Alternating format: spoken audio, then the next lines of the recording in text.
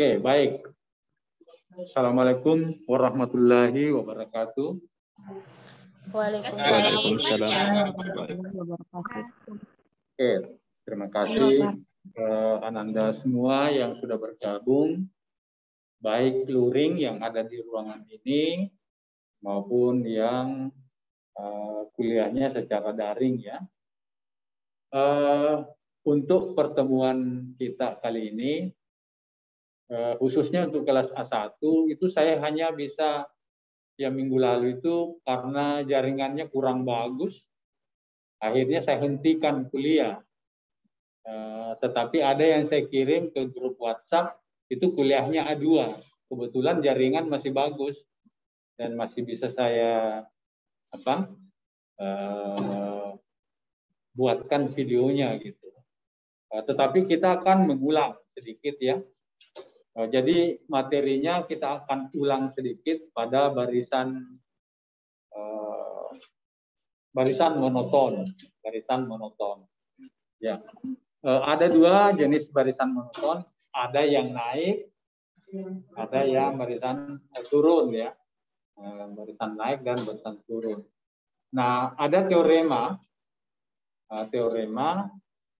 sebenarnya sudah ada di video itu dan itu yang saya anggap sudah saya buktikan, yang menyatakan bahwa kalau barisannya naik monoton lalu terbatas ke atas, jadi barisannya itu tidak bisa melewati suatu bilangan tertentu, maka barisan ini bukan mentok naik terus tapi hanya mendekati gitu.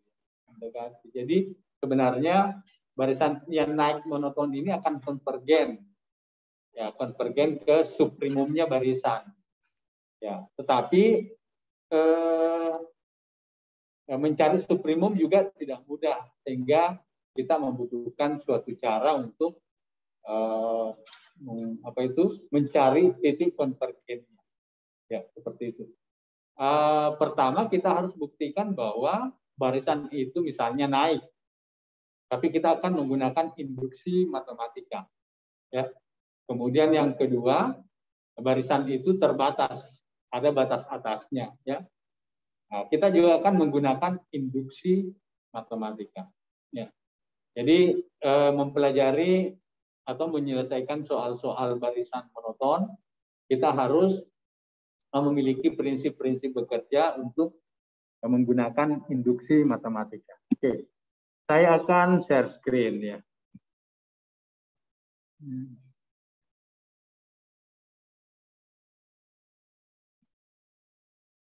Ya, ini saja.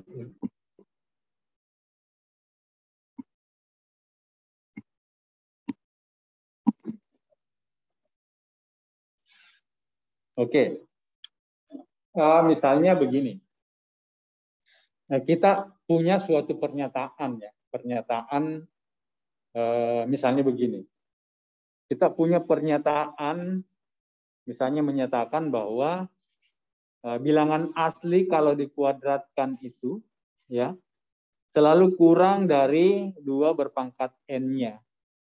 Yang ini misalnya namanya, nah ini kan pernyataan, kita sebut namanya PN, ya pernyataan tetapi variabelnya adalah n, gitu, PN. Nah, tetapi kalau kita selidiki n-nya mulai berapa? Apakah n-nya mulai 1 benar? 1 kuadrat kurang dari 2 berpangkat 1 ya. Tetapi untuk n-nya 2 kuadrat malah sama dengan 2 berpangkat 2. Ya. Oke. Bisa ini. Tapi kalau n-nya 3 kuadrat kurang dari 2 berpangkat 3? Tidak. Jadi malah untuk n-nya 3 tidak tepat. Kalau n-nya 4, 16 dengan 16. Sama ya? Kalau n-nya 5, nah 25 dengan 32. Nah, sudah naik, sudah seperti itu ya. Ya, oke. Nah, kalau begitu ini hanya berlaku kalau n-nya mulai 4 ya. Iya, berlaku. Karena kalau n-nya mulai 1 kan, n3 kan tidak tepat. Ya, oke. Nah, kita belajar membuktikan dulu menggunakan induksi matematika. Bagaimana membuktikan bahwa n kuadrat kurang dari 2 berpangkat n, n-nya mulai dari 4. Nah, prinsip yang pertama, karena n-nya mulai 4, ini P4 benar. Ya, apa artinya P4 benar? Nah, artinya 4 kuadrat itu kan memang kurang dari atau sama dengan 2 berpangkat 4. Jadi itu yang kita harus tunjukkan benar. P4 benar karena apa? 4 kuadrat itu kan sama dengan 2 berpangkat 4. Ya, memenuhi pernyataan. Ya. Jadi kita bisa tulis ini pernyataan benar untuk n sama dengan 4. Ya. Nah, sekarang langkah kedua dari induksi adalah ini dianggap, ya, dianggap pernyataan benar untuk n sama dengan k. Ya, ingat ini dianggap.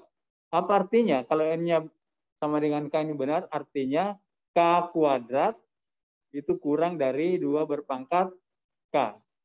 Tapi ada syaratnya, k-nya tetap harus lebih dari 4.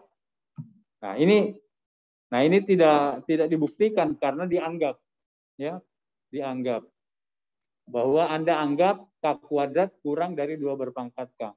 Nah, kemudian yang berikutnya, nah ini ditunjukkan. Nah, ini kita harus kerja ekstra. Ditunjukkan. Nah, pernyataan juga benar. Ya, untuk n sama dengan k ditambah 1. Ya. Nah, berarti apa? Kita bekerja k ditambah 1 kuadrat. Nah, kita mau paksa kurang dari ini 2 berpangkat k plus 1. Nah, bagaimana caranya? Ya, atau kurang atau sama ya. Oke. Nah, coba kita mulai dari sini. Untuk sampai ke kurang atau sama dengan 2 berpangkat k plus 1, saya uraikan dulu ya. Saya uraikan dulu. Apa artinya k tambah 1 kuadrat ternyata sama dengan ini kalau k kuadrat ditambah 2k ditambah 1. Nah, tetapi menurut pernyataan kedua, k kuadrat itu kan kurang dari 2 berpangkat k ya. Nah, jadi k kuadrat yang di atas ini kurang dari 2 berpangkat k. Ya, kurang atau sama. Oh ya, ini harus sama. Betul. Nah, tapi ini masih ada tambah 2k plus 1. Ya, 2k plus 1. Nah, sekarang bagaimana supaya menjadi apa ini? Semuanya menjadi 2 berpangkat k plus 1. Nah, ingat 2 berpangkat k plus 1 itu artinya kan 2 pangkat k kali 2. Ya, artinya 2 berpangkat k dikali 2 berpangkat 1. Nah, berarti ini harus betulkah 2k plus 1 itu kurang dari 2 berpangkat k? Ya, ya toh? Ya betul. Kan 2k plus 1 itu kan cuma berapa itu? Mulai dari 3 ya. 3. Apalagi? 5, 7. Itu hanya bilangan ganjil. Bilangan ganjil tentu kurang dari 2 berpangkat k karena untuk k-nya, tapi ingat k-nya mulai 4 ya. K-nya mulai 4. Ya, jadi kalau misalnya k-nya 4, ini kan 2k plus 1 kan 9. Padahal itu 2 berpangkat 4 itu sudah 16. Sudah seperti itu. Jadi ini juga kurang dari 2 berpangkat k sehingga, tapi ini juga kalau Anda mau harus ditunjukkan juga secara induksi. Ya tidak terlalu sulit kan, 2K plus 1 juga kurang dari 2 berpangkat K. Boleh coret-coretannya di tempat lain.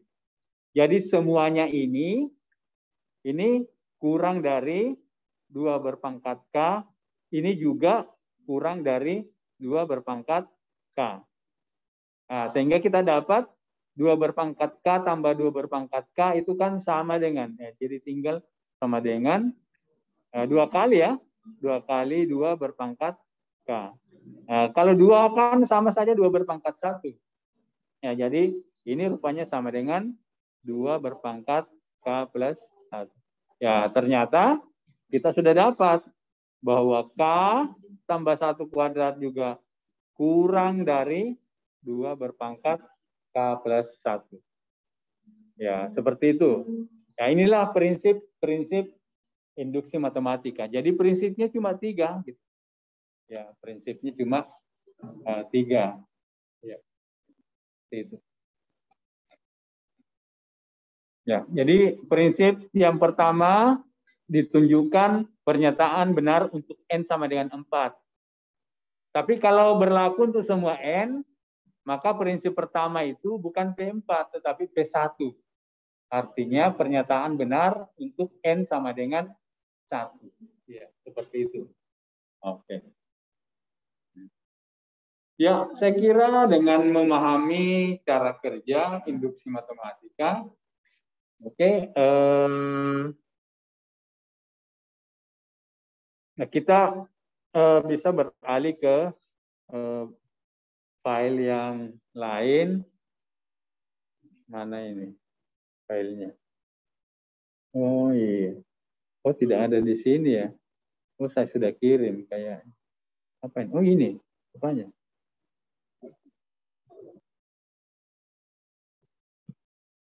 Oke, kita kerjakan yang kemarin yang supaya mudah dulu ya. Yang ini. Oke. Nah, kita mau tunjukkan barisan YN. Nah, YN itu ternyata Y1-nya adalah 1 ya. Y1 adalah 1. Kemudian ada rumusnya YN plus 1 sama dengan 2 kali YN ditambah 3/4. Nah, kita mau periksa ini. Kita mau periksa bagaimana barisan ini, apakah dia naik atau turun atau tidak naik ya atau tidak turun gitu. Ya oke. Nah, kita coba. Oh ini tidak mau lagi nih. Ini biasanya kalau tidak begini. Ya, oke. Ya. Kita punya barisan YN, kemudian Y1-nya memang 1 ya. Kemudian rupanya ada rumus YN plus 1 itu sama dengan 2 kali YN ditambah 3 lalu dibagi 4. Ya, oke. Kita mau tunjukkan dulu secara induksi. Tapi kita mau periksa dulu Y1-nya 1. Ya, Y1-nya 1, Y2-nya berapa ini? 2 kali Y1. Berarti 2 kali 1 ditambah 3/4. Ini sama dengan 5/4. Oh, rupanya dia dari Y1 ke Y2 itu dia naik. Ya, dia naik. Nah, saya kira bisa diperiksa Y3 naik lagi. Y3 itu, coba. Y3 ini sama dengan 2 kali Y2. Berarti 2 kali 5/4 tambah 3/4. Berapa ini? 5/2 ditambah 3. 5/2 ditambah 6/2. 11/2 atau 11/8 ya. Nah, mana lebih besar? 5/4 dengan 11/8. Ya, berarti memang naik ya. Jadi ya naik. Jadi, oke, tapi kita mengklaimnya bahwa dia naik itu harus dibuktikan. Salah satu caranya seperti tadi dengan induksi matematika. Ya, oke. Ada mau ini. Ya, gitu. Oke. Pertama kita namanya klaim ya, klaim. Ya, kita klaim barisan YN itu dia naik ya, simbol saja naik. Nah, secara induksi matematika kita apakah betul kalau N-nya 1, pernyataannya betul, apakah Y1 kurang dari Y2? Nah, ini betul ya, benar. Karena berapa tadi Y1? 1. Dan Y2 ini kan 5/4. Jadi pernyataan betul untuk N sama dengan 1. Ya. Nah, kemudian yang kedua, nah ini dianggap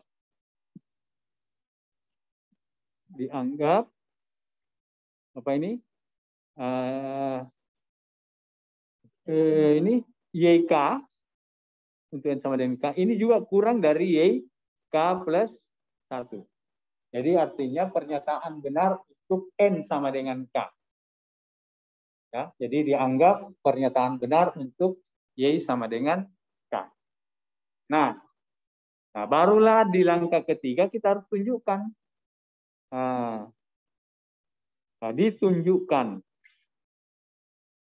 Ditunjukkan. Nah, ini YK plus 1 harus kurang dari YK plus 2. Nah, ini ditunjukkan. Ya, seperti itu. Nah, bagaimana menunjukkannya? Nah, tentu kita understand saja ini.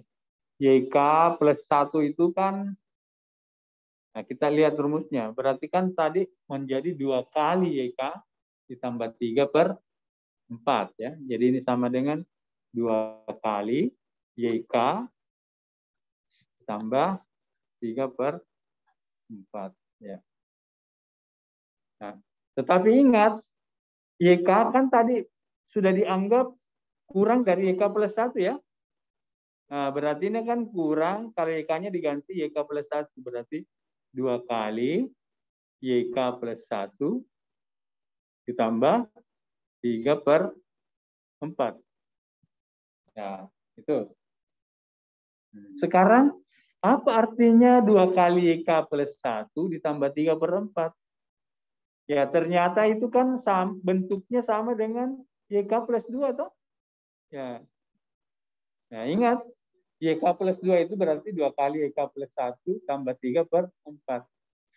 Nah, dengan demikian, kita bisa simpulkan bahwa YK plus 1 itu ini kurang dari YK plus 2.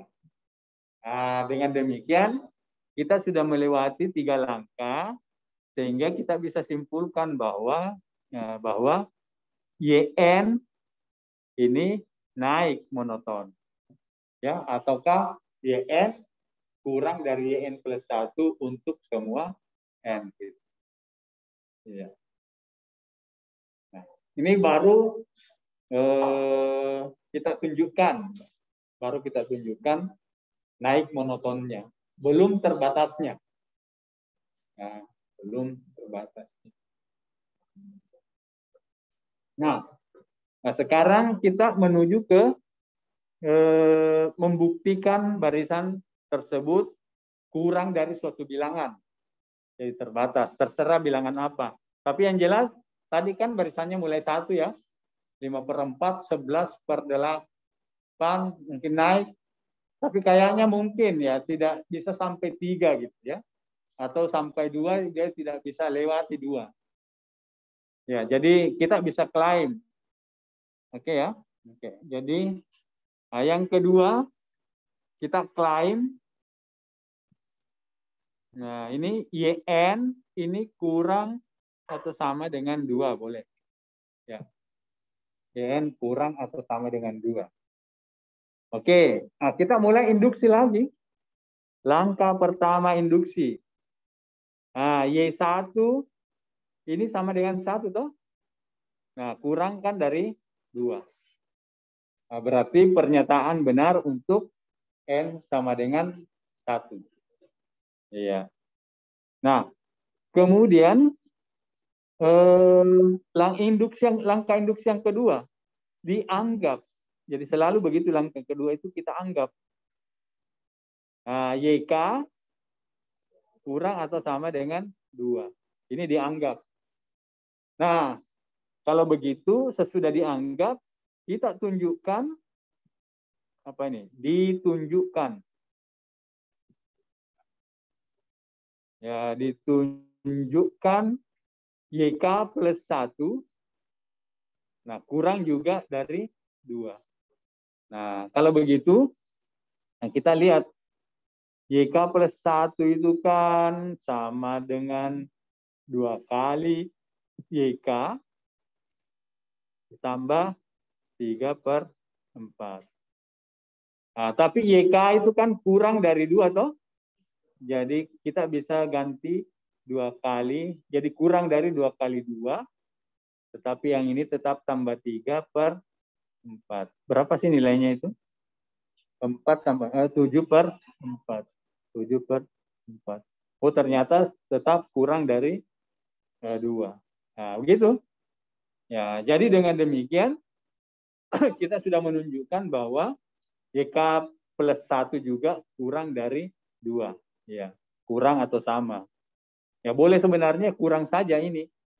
Karena semuanya kurang. Jadi klaimnya bisa kita ganti. Ini tanda sama dengannya kurang dari saja. Nah, kemudian ya tanda sama dengannya bisa diganti dengan kurang, tidak usah pakai apa. Nah, jadi ini tanda kurang saja. Kemudian ini juga kurang saja. Nah, gitu. Iya. Oke. Nah, berarti ini kita bisa simpulkan bahwa YK itu barisannya terbatas ke atas. Jadi naik dan terbatas ke atas. Nah, oke, sudah naik terbatas ke atas. Menurut teorema YN, maaf bukan YK di sini karena sudah ini harus YN. Ya gitu. Nah, jadi YN. Nah, menurut teorema, nah jadi apa ini? Barisan YN ini konvergen. Oke. Barisan YN-nya konvergen. Iya. Oke. Bagaimana mencari titik konvergennya? Seperti yang kemarin ya. Sebenarnya dia konvergen ke suprimumnya barisan, tapi tidak mudah. Bagaimana mencari suprimumnya? Bayangkan 1, 5/4, 11/8. Angka berikutnya gimana gitu? Ya, tapi adalah caranya kalau pakai apa? Naiknya itu kan tidak sampai 2 ya. Iya. Oke. Nah, sekarang kita tulis begini. YN plus 1 itu kan sama saja 2 kali YN tambah 3/4. Nah, katakan YN ini konvergen ke Y0. Nah, kalau YN konvergen ke Y0, maka YN plus 1 juga ikut-ikutan konvergen ke Y0. Kan YN itu Y1, Y2, Y3, Y4, dan seterusnya, dia menuju Y0. Tentu kalau YN plus 1 berarti mulai dari Y2.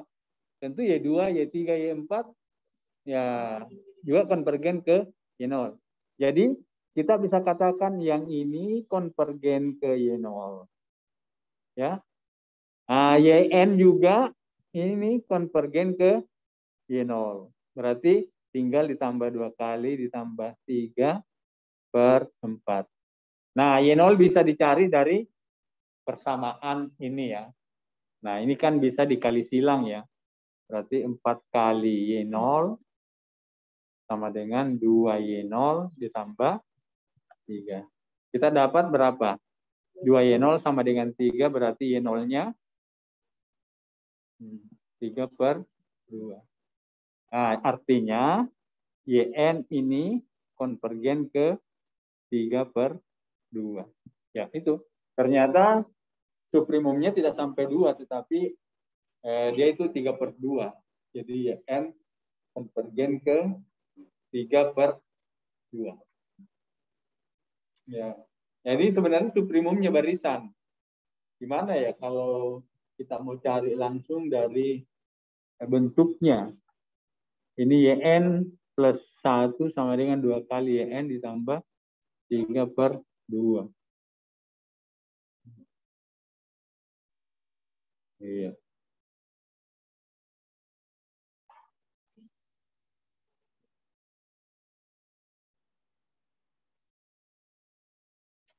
Oh, sama. Dilimitkan saya dua-duanya bisa. Tapi menghitungnya tidak mudah. Ya, ruas kiri dilimitkan, ruas kanan dilimitkan, ya sama ini. Ya, jadi prinsipnya seperti itu ya. Pertama membuktikan dulu sifat monotonnya, kemudian membuktikan sifat terbatasnya. Ya, seperti itu.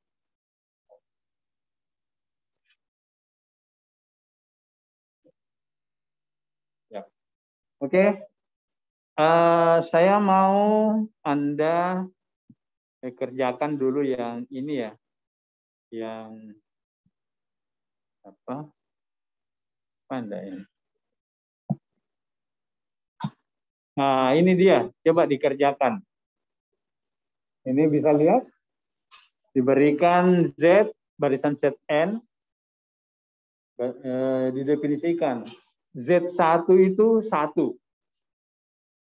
Ya, coba. Kemudian Zn plus 1 akar dari 2 Zn. Ya, coba. Ya, akar dari 2 Zn. Latihan dulu. Uraikan dulu.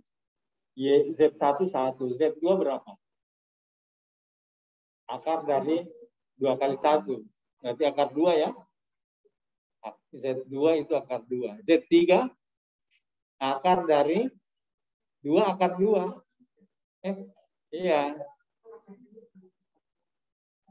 Akar dari 2 kali akar 2. Nah, Z4 akar dari 2 kali akar dari 2. Iya. Z sekian akar dari 2 akar. 2 akar. Apa itu? Iya. 2 akar, 2 akar, 2 akar, 2 akar, dan seterusnya gitu. Dia makin lama makin besar ya. Ya, jadi Z2-nya itu akar 2. Z3-nya akar dari 2 akar 2. Ya, Z2 2 akar dari 2 akar 2. Z3 akar dari 2 akar 2 akar 2. Ya. Jadi akar dari 2 akar 2 akar 2. Demikian. Jadi kalau Z10 akar dari 2 akar 2 akar 2 akar 2 akar 2. Oke. Nah, silakan dikerjakan dulu. Ya. Kalau coba klaim dulu dia naik. Bagaimana membuktikannya secara induksi matematika. Ya.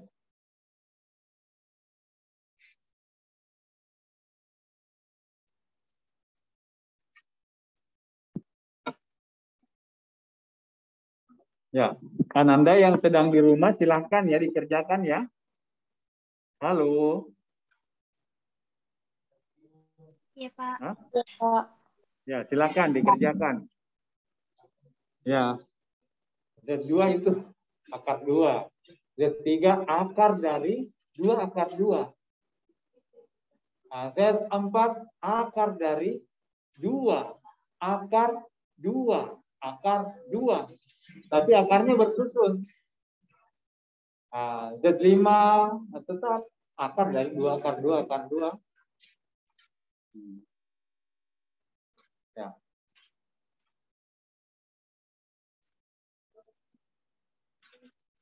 Nah, ini mau dibuktikan ternyata limitnya 2 ya.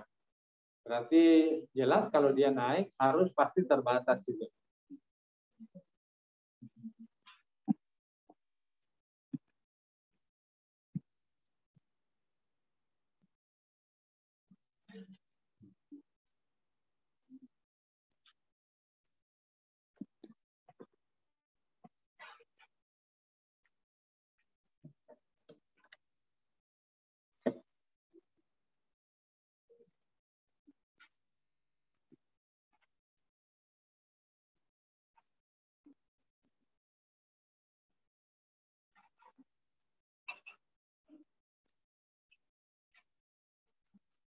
Ya, jadi Z2 itu akar 2. Z3 tentu akar dari 2 kali akar 2. Ya. Z4 akar dari 2 kali akar dari akar dari 2 akar 2. Ya, gitu. Dan seterusnya. Ya, seperti itu. Nah, kayaknya ini naik ya. Coba induksi matematika. Jadi, bisa kita klaim Zn ini dia naik monoton. Ya, coba. Mulai dulu dari prinsip induksi yang pertama. Betulkah? Benar? Karena satu kurang dari akar 2. Oke, itu prinsip pertama. Silakan.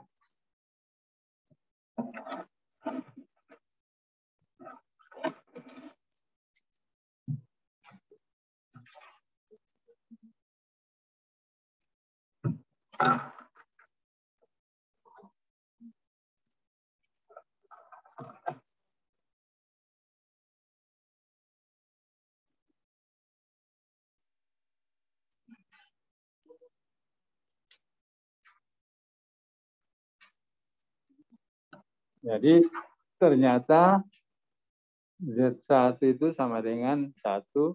Ini kurang dari Z2 sama dengan akar 2. Ya. Nah, prinsip yang kedua kan cuma ditulis saja. Dianggap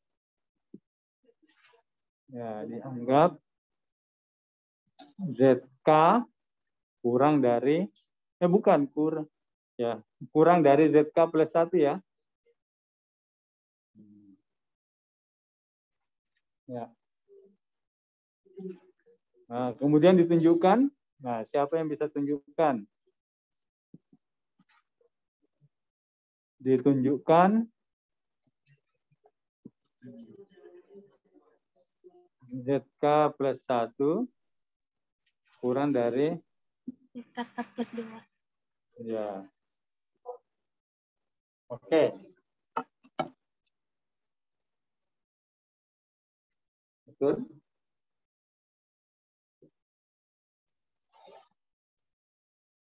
ZK plus 1 itu sama dengan angka dari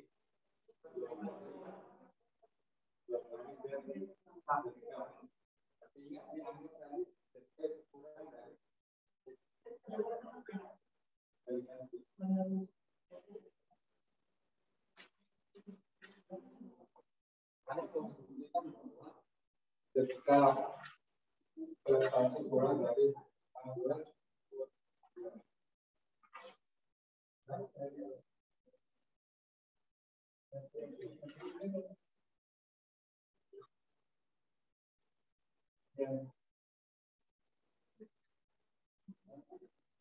Ya.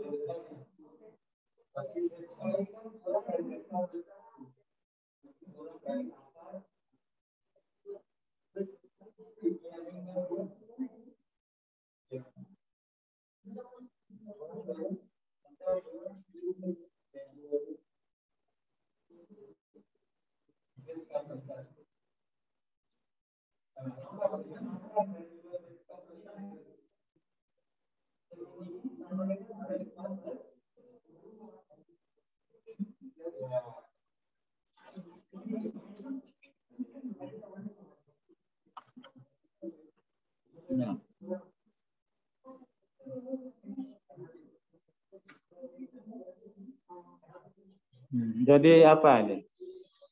ZK plus 1 ini sama dengan akar dari 2 ZK. Toh? Tapi ZK itu kan kurang dari ZK plus 1 toh? Jadi ini kurang dari 2 kali ZK plus 1. Nah, tetapi bentuk ini sebenarnya apa? Ini ZK plus K. Nah, dengan demikian kita sudah bisa katakan bahwa ZK plus 1 kurang dari ZK plus 2.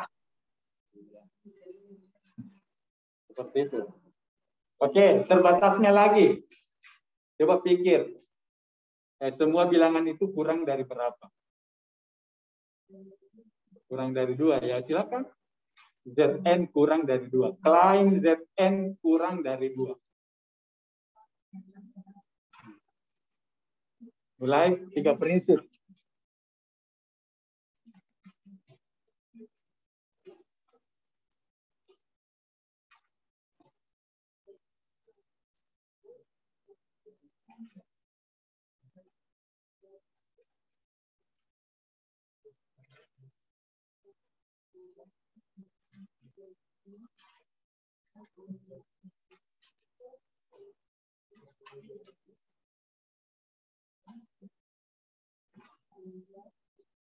Ya.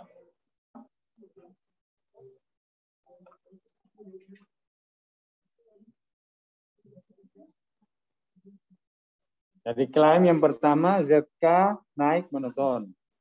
Nah sekarang klaim yang kedua ya terbatas ke atas atau Zn ya. Nah, klaim Zn kurang dari berapa Anda buat? 2 ya? Oke. Silakan langkah pertama betul tidak? Z1 berapa? Nah, kurang dari 2 toh? Nah, kemudian langkah kedua anggap. Dianggap ZK juga kurang dari 2. Nah, yang ketiga ditunjukkan. Nah, ditunjukkan ZK plus 1 kurang dari 2. Nah, ini ditunjukkan. Coba dikerjakan.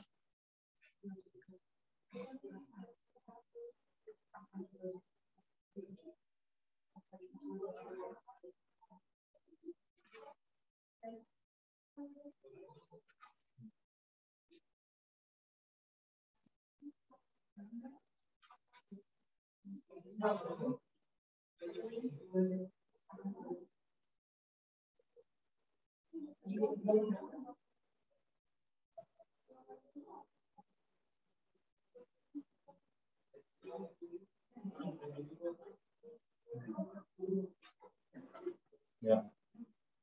Jadi kalau kita buat cakaran ZK plus 1 itu kan sama dengan akar dari 2 kali SK. Tapi ZK kan kurang dari 2 ya. Berarti kalau ZK-nya diganti dengan 2, tanda kurangnya 2 kali 2. Nah, akar 2 kali 2, 2. Jadi ini sama dengan 2. Nah, dengan demikian, kesimpulannya, ZK plus 1 juga kurang dari 2. Tidak, karena sudah ada kurang dari. Jadi misalnya, banyaknya uang saya sama dengan banyaknya uang si Ani, sama dengan banyaknya uang si Jupri, kurang dari banyaknya uang si Anto. Jadi kesimpulannya, uang saya kurang dari banyaknya uang si Anto. Tidak perlu kepilih sama. Karena sudah ada kurangnya 1 kali. Nah, disimpulkan bahwa Zn itu semuanya, bukan ZK lagi ya, tapi Zn kurang dari 2 untuk semua N. Jadi kesimpulannya, Zn kurang dari 2 untuk setiap N. N itu bilangan asli. Nah, oke, kalau misalnya mau pakai N itu elemen natural, N cantik ini. Ya. Oke, sekarang cari titik limitnya. Kan mudah. Jadi ya, kalau Zn menuju Z0 misalnya, maka Zn plus 1 juga menuju Z0.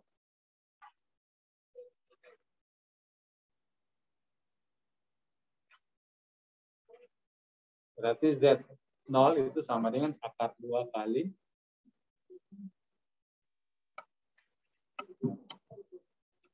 Ya. Jadi di sini kita simpulkan barisan Zn konvergen.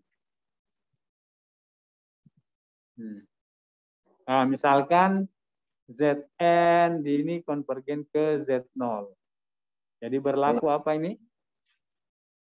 Nah, tadi Zn plus 1 sama dengan akar dari 2 kali Zn. Nah, Zn ini kan menuju Z0 toh? Zn plus 1 juga menuju Z0.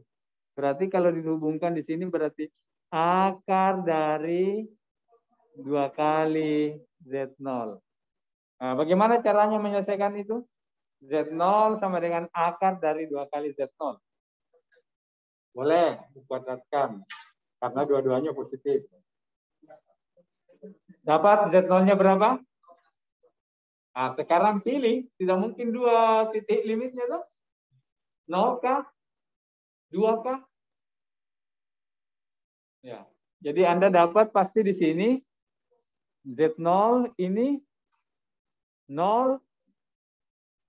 Nah, Z0 juga 2. Pilih salah satu. Yang mana benar? 0 atau 2? Mengapa bukan 0? Dia naik, oke, bagus. Nah, dia naik dan mulainya dari mana? Dari 1. Kalau dari 1 kita naik, apakah mungkin dia menuju 0? Tidak. Ya begitu logikanya. Jadi Z0 tidak mungkin. Karena Z1 itu adalah 1. Dan mulai, nah kemudian naik ke atas. Jadi tidak mungkin titik limitnya adalah 0. Jadi yang benar adalah Z0 sama dengan 2. Ya.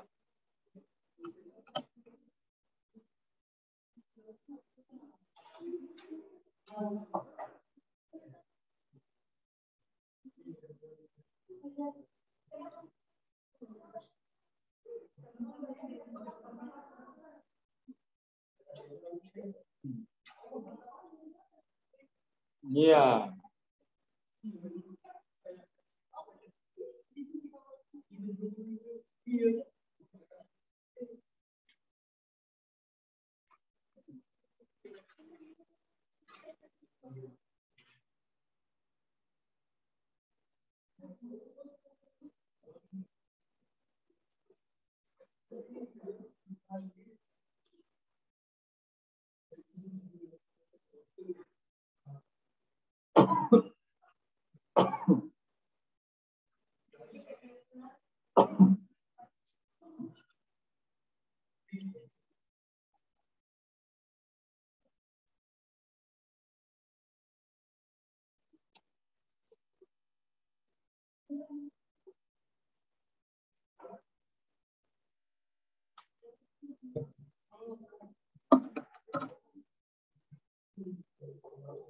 Ya, masuk. Siapakah?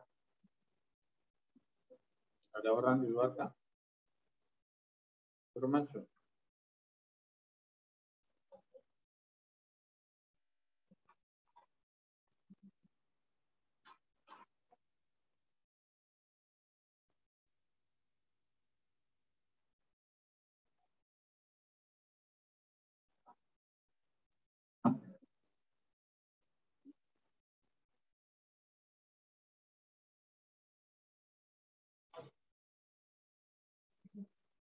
Apa ya?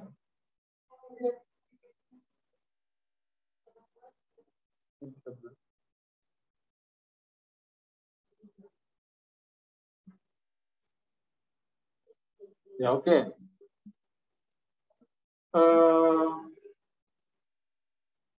Saya akan memperkenalkan ada satu teorema yang cukup penting Anda ketahui. Dan ini berhubungan nanti dengan penjelasan tentang subbarisan ya. Subbarisan.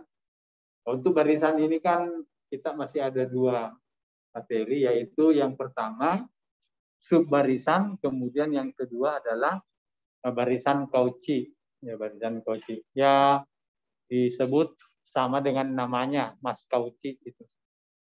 Ya, Cauchy itu terkenal sekali barisan Cauchy. Tapi oke lah, kita mulai dulu dari barisan bagian atau subbarisan. Ya. Oke. Tetapi sebelumnya saya mau menjelaskan dulu ada satu teorema ya.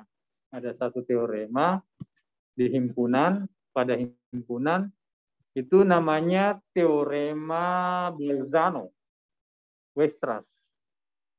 Ini sayang tidak ada di file yang saya tulis ya. Teorema BW. Ya, Bolzano-Weierstrass ini ada dua orang di sini. Bolzano dan Weierstrass. Fenomenanya begini. Coba bayangkan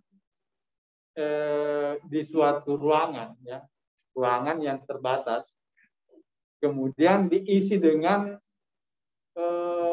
banyak orang. Gitu. Apa yang terjadi? Semua berhimpit ya, bukan berhimpit-himpitan. Jadi ada yang apa itu? Mungkin ada yang renggang, tapi bagian tertentu itu ada yang apa itu benar-benar tidak bisa goyang karena berdekatan sekali. Gitu. Nah, fenomena inilah yang di dalam analisis, kalau kita mempunyai suatu himpunan dan di dalamnya ada suatu titik, ya di dalam himpunan itu ada suatu titik, sehingga di sekitar titik itu ada sejumlah hingga bilangan lain, ya. Dan setiap kita mengambil interval yang memuat bilangan itu, selalu ada titik lain di dalamnya. Diperkecil intervalnya, ada lagi titik lain dalamnya. Diperkecil lagi, ada titik lain. Itulah yang disebut sebagai titik cluster. Atau titik akumulasi. Istilahnya accumulation point.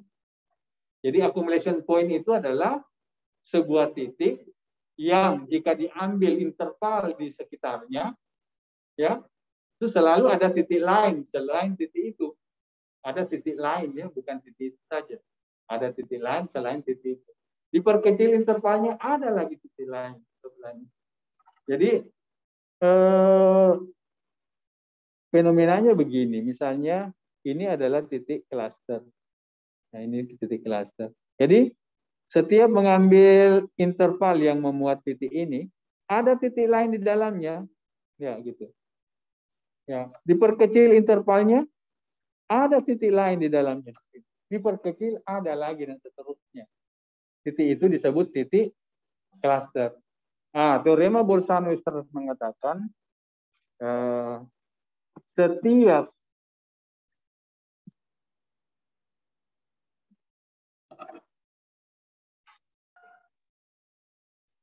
setiap himpunan terbatas, apa maksudnya himpunan terbatas? Himpunan yang elemen-elemennya itu berada di antara dua bilangan tertentu. Misalnya elemennya itu hanya antara 2 dan 4. Ya, itu terbatas namanya. Ya, terbatas dan tak berhingga. Ya. Ya, ada ya, jadi terbatas dan tak berhingga. Nah, bisa dibayangkan banyak elemennya itu kan antara 2 dan 4, tetapi ini tak hingga banyaknya titik di dalamnya. Maka pasti ada titik klasternya. Nah, jadi maka himpunan tersebut mempunyai apa tadi? Titik klaster. Ya, titik klaster. Ya. Nah, titik klaster. Ya. Oke. Inilah teorema Bolzano-Weierstrass. Setiap himpunan terbatas dan tak berhingga, maka himpunan tersebut mempunyai titik klaster. Ya. Ya, jadi terbatas, tetapi tak berhingga banyaknya di dalam. Ya, maka pasti ada satu titik yang di dekatnya itu tak hingga banyaknya titik juga. Ya, jadi setiap mengambil interval yang memuat titik itu, ada titik lain selain titik itu. Nah, itulah disebut titik klaster. Ya. Banyak istilah untuk titik klaster, titik akumulasi atau accumulation point, titik limit atau limit point. Ya, seperti itu. Oke, lalu apa hubungannya dengan barisan bagian? Nah, kita nanti lihat. Saya akan menjelaskan barisan bagian atau di kertas yang lain saja.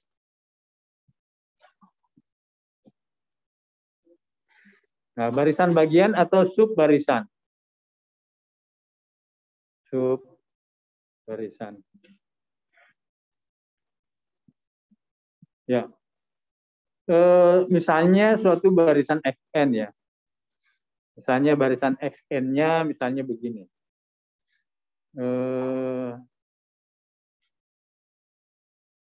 Misalnya 1, 1/2, 1/3, 1/4, 1/5, dan seterusnya.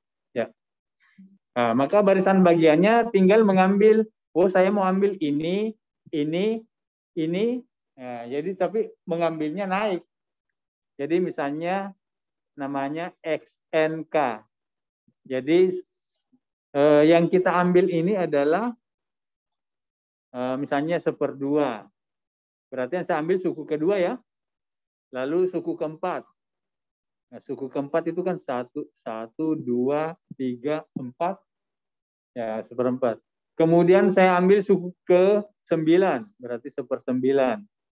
Lalu saya ambil misalnya 1/5. Tidak boleh. Nah, 1/5 kan mundur. Sesudah 1/9 kan di barisan ini kan tidak ada 1/5 setelahnya kan. Ya, jadi ini salah. Nah, jadi bukan itu. Harus suku yang ini kan 1/5 kan suku ke-5. Padahal kita sudah mengambil suku ke-9, yaitu 1/9. Ya, Anda bisa hitung di atas X9 itu kan 1/9. Tapi di sub barisannya itu baru suku ketiga. Ya, misalnya di sini 1/28 dan seterusnya. Nah, inilah yang disebut sebagai sub barisan. Tapi ini tak berhingga juga ya. Ya, jadi mengambilnya mencomot ya, bukan Pak Comot yang penjual makanan ya, mencomot apa itu? Mencabut ya. Oh, mencabut. Apa itu ya? Kalau telinga dicabut, katanya dicabut-cabut, enak gitu. Ada yang ngajak saya, cabut telinga, apa dicabut telinga? Ternyata mencabut itu begini gitu. Ya, diremas gitu. Oke. Apa? Mengapa? Oke. Ya, bisa kita lihat ya, kalau subbarisan, kalau barisannya sendiri konvergen, maka kalau kita mencabut-cabut di dalamnya pasti yang dicabut itu kan konvergen juga, toh? Ya, jadi kalau barisannya konvergen, maka setiap subnya juga konvergen gitu. Ya. Barisan itu sendiri adalah subbagian atau subbarisan dari dirinya sendiri. Nah, jadi bisa kita tulis di sini, jika barisan XN konvergen, maka setiap subbarisan dari XN juga konvergen. Ya, jadi setiap subbarisannya konvergen. Ya.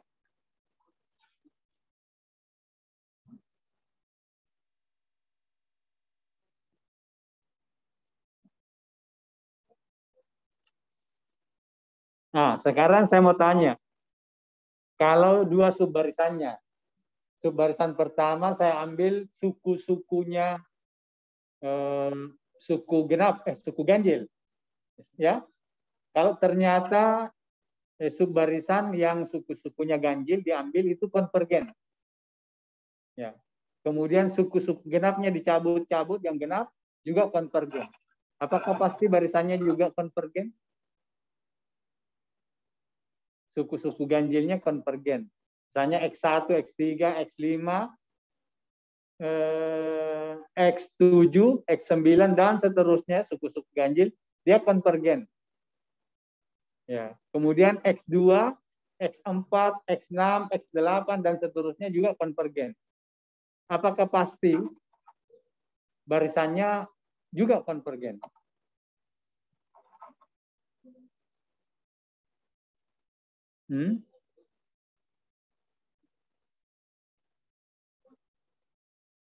Ya. Jawabannya belum tentu. Mungkin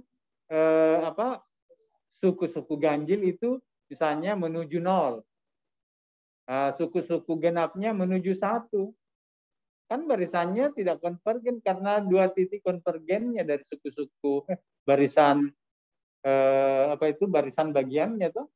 Ya, misalnya contohnya begini gitu ya. Misalnya XN-nya itu saya konstruksi begini. 1 1/2 2/3 2/3 1/3 3/4 kemudian 1/4. Bisa lihat polanya? Kalau dilanjutkan 3/4, 1/4, apa lagi?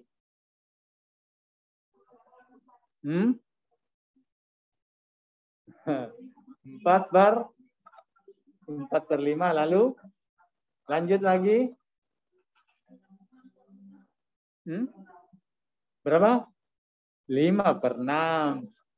Nah, coba yang ganjil 1, 1/2, 1/3, 1/4. Kalau dilanjutkan, ya berarti dia konvergen kemana? Ke 0. Nah, saya ambil suku-suku genapnya 1/2, 2/3, 3/4, lanjut 4/5, lanjut 5/6. Kemana itu? Ke 1. Makin lama makin dekat dengan 1. Jadi kalau digambarkan, memang ini mempunyai 2 titik limit ya, misalnya antara 0 dan 1. Nah, coba kita lihat. X1 1, X2 1/2, X3 1/3, X4 2/3. 2/3 itu ke sini, ke kanan. Ya. Nah, kemudian X berikutnya 1/3, dia ke kiri di sini. X berikutnya 3/4, makin dekat dengan 1. X berikutnya 1/4, dekat dengan 0. Berikutnya 4/5, dekat dengan 1. Di sini 1/5. Terus dekat dengan 1, dekat dengan 0, dekat dengan 1, dekat dengan 0. Ya, jadi ada yang ke 1 menuju 0, makin dekat ke 1. Ini makin dekat ke 0. Ya, gitu. Nah, jadi ini barisan ini tidak konvergen karena mempunyai titik limit yang ada 2 macam titik limitnya. Bukan dikatakan dia konvergen ke 0 dan ke 1, Pak. Nah, karena prinsipnya barisan yang konvergen, kalau barisan itu konvergen, maka titik limitnya itu tunggal, tidak boleh lebih dari 1 gitu, ya. Seperti itu. Jadi ini tidak konvergen. Tapi barisannya tidak konvergen, tapi ada subbarisannya yang konvergen. Nah, misalnya lagi YN sama dengan apa ini? -1, 1, -1, 1, dan seterusnya. -1, 1. Jadi kalau digambar ini -1, 1. Jadi -1, 1, -1, 1, -1, 1, -1, 1. Nah, berarti kan dia tidak konvergen, toh? Tapi kalau kita ambil suku-suku yang ganjil, -1, -1, -1, -1, itu konvergen ke -1. Nah, kalau suku genapnya 1, 1, 1, itu konvergen ke 1. Ya. Tapi ada perbedaan antara kedua barisan ini. Meskipun keduanya ada batasnya. Ya, keduanya ada batasnya. Coba barisan XN itu berada antara apa dengan apa? Bilangannya. Antara 0 dan 1. So, itu terbatas. Banyak tidak elemennya. Himpunannya ya. Ya, banyak ini seperti ya. Sekarang barisannya N berada antara apa dengan apa? Bukan antara ya, termasuk -1. Jadi antara 0 dengan 2. Ya, misalnya toh. Jadi dia terbatas juga. Banyak elemennya. Kalau di daftar ya 2 saja. YN himpunan ini bukan barisan. Hanya ada 2 elemennya, -1 dan 1. Ya.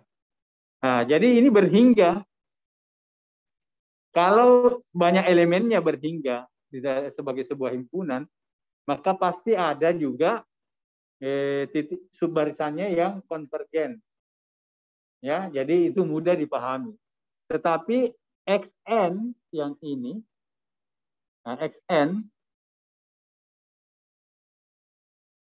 nah kalau didaftar semua elemennya, ini banyak sekali, sama saja 1, 1/2, nah, 1/2-nya 2 kali muncul, tidak berarti cukup ditulis 1 kali, 2/3, 1/3, 3/4, 1/4.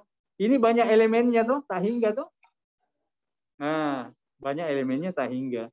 Tapi tadi kita lihat bahwa ada suku-suku subbarisannya yang menuju ke 0, ada juga subbarisannya yang menuju ke 1. Jadi dia mempunyai subbarisan. Nah, fenomena inilah yang dibuat teoremanya oleh Bolzano-Strass ya, tapi pada himpunan. Nah, untuk barisan kita buat teorema begini. Untuk barisan kita buat teorema. Nah, jadi ada teorema, tapi bukan Bolzano, tapi nanti buktinya menggunakan Bolzano.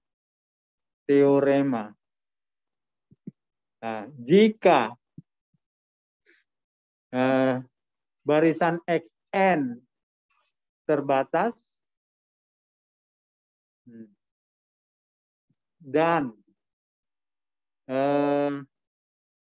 bukan barisannya yang tak berhingga ya, tapi elemennya. Jadi kita buat himpunan. Dan Xn ini tak berhingga. Tak berhingga itu maksudnya banyaknya elemennya ya, yang berbeda. Maka ada subbarisan dari Xn yang konvergen.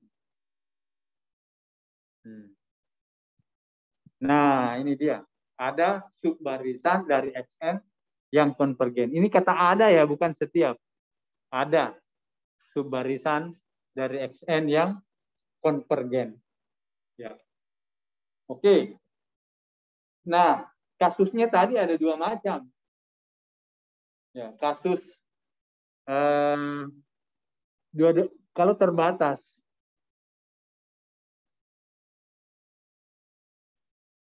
Ada subbarisan yang konvergen ya.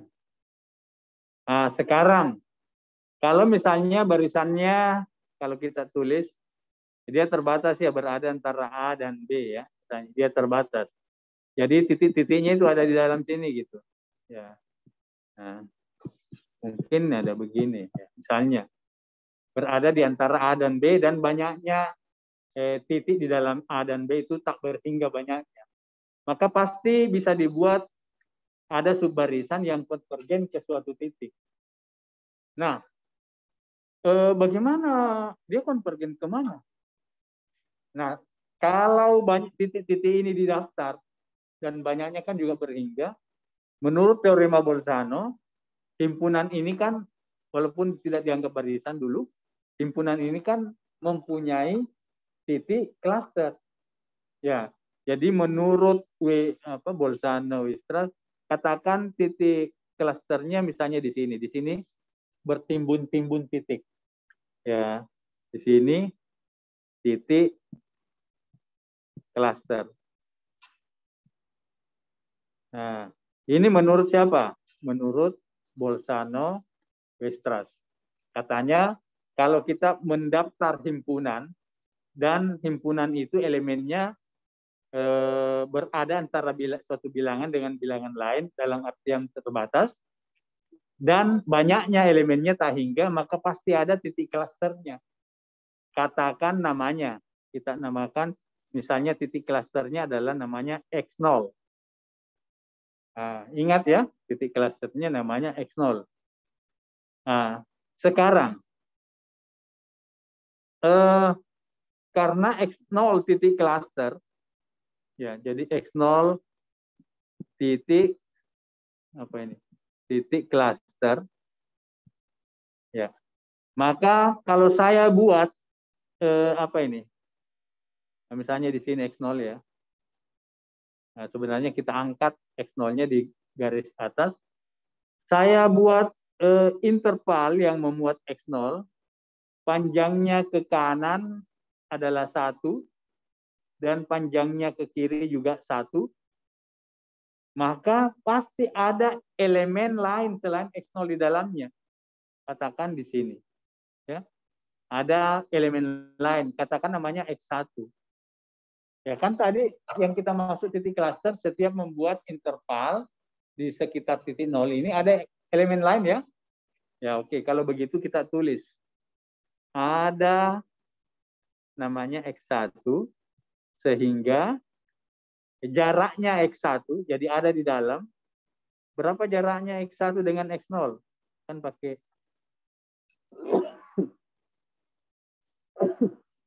jaraknya kurang dari 1 toh.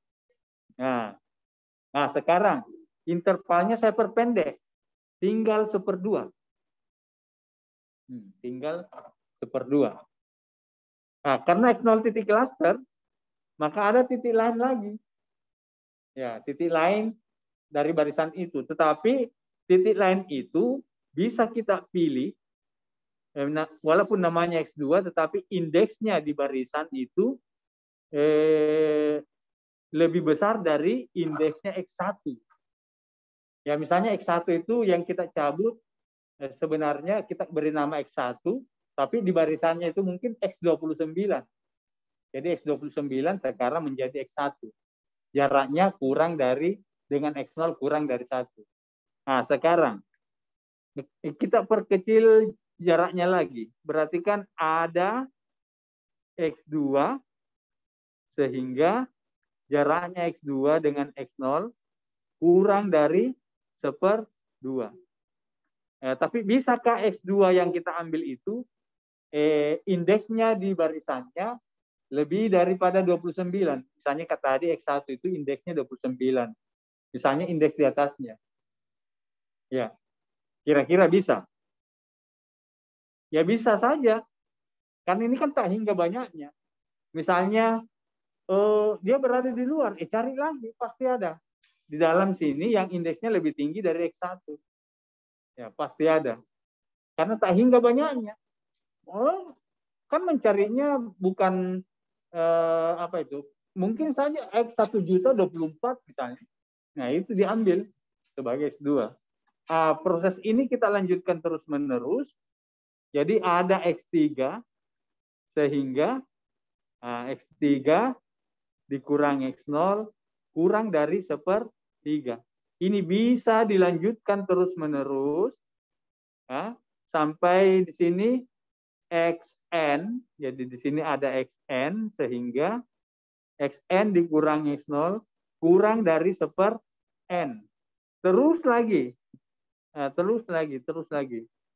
Berarti kan X1, X2, X3 makin lama jaraknya makin kecil. Ya toh? Kan X1 dengan X0 kan kurang dari 1 jaraknya. X2 dengan X0 kurang dari 1/2. Makin lama makin kecil jaraknya. Kalau ada kumpulan titik, makin lama makin kecil jaraknya dengan X0, itu artinya titik-titik itu membentuk barisan ya, yang makin lama makin dekat dengan X0, artinya titik-titik itu adalah barisan yang konvergen ke jadi barisan itu konvergen ke X0. Nah, inilah jadi bukan XN, XNK ya. Jadi kita bisa katakan subbarisannya itu adalah XNK yang konvergen ke X0 dan ini adalah titik klaster dari barisan tersebut. Ya, seperti itu. Jadi terbuktilah pernyataan bahwa kalau barisan itu terbatas dan ya apanya? Ya, ini nih. Nah, ini. Dan Xn tak berhingga, maka ada subbarisan dari Xn yang konvergen. Ya, gitu. Ada subbarisannya yang konvergen. Ya. Nah, ini yang tidak ada di file itu ya. Iya. Karena di sebelumnya itu juga saya tidak masukkan teorema Bolzano. Mungkin lain kali nanti saya harus masukkan. Oke. Jadi kita masih ada satu topik di barisan ya tentang barisan Cauchy ya. Setelah satu kali pertemuan kita bisa masuk ke deret Tahingga. Ya. Oke, saya kira cukup untuk pertemuan kita hari ini ya. Mudah-mudahan apa yang saya sampaikan bisa dipahami ya. Oke.